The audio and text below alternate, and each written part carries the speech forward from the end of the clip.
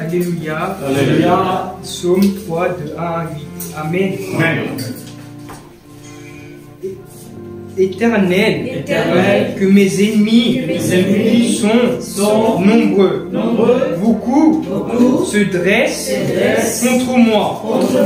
Beaucoup disent à mon sujet, pas de salut pour lui auprès de Dieu. Mais toi, Éternel, tu es mon bouclier. Tu es ma gloire. Et tu relèves ma tête. À pleine voix, je crie à l'Éternel.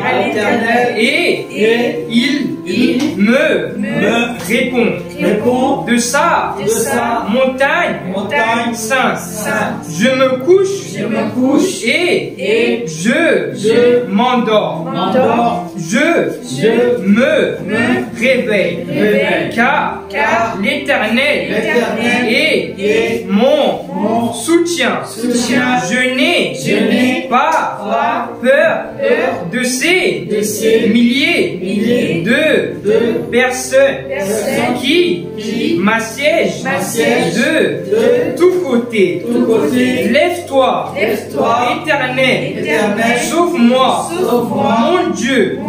Tu gifles tous mes ennemis. Tu brises les dents des méchants. Le salut appartient à l'Éternel. Que ta bénédiction soit sur ton peuple. Amen. Alléluia. Ce psaume 103 nous montre tout d'abord que David est un père qui a été tenté par son fils Absalom afin de prendre le trône d'Israël. On remarque que son fils n'est pas correct, donc Absalom a commis des péchés dont tuer son demi-frère.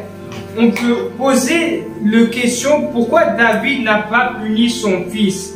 Alors David fuya par son propre sécurité. On peut alors voir que David s'éloigne des pécheurs dont on peut voir dans le psaume 1. Amen. David crie à pleine voix envers le Seigneur en disant que ses ennemis sont nombreux. Ses ennemis peuvent être formés par des désaccords envers les lois des mesures faites par le roi David. David était un homme de foi qui s'appuyait seulement à l'Éternel. On peut voir que David était en communion avec le Seigneur.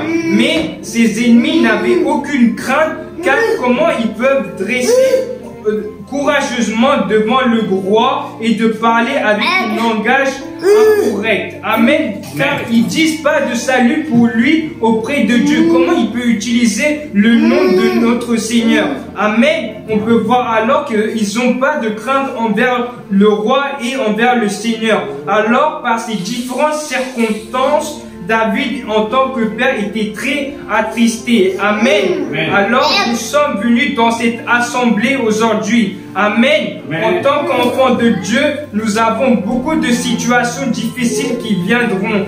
Quand nous sommes chrétiens, nous avons beaucoup de tentations. Nous pleurons, nous gémissons, nous se lamentons, car des ennemis nous parlent de nous. Amen. Car lorsqu'ils nous parlent, nous sommes attristés. Mais lorsque ces ennemis parlent, écoutons pas ces paroles. Regardons seulement comme David nous fait, il nous montre le verset 4.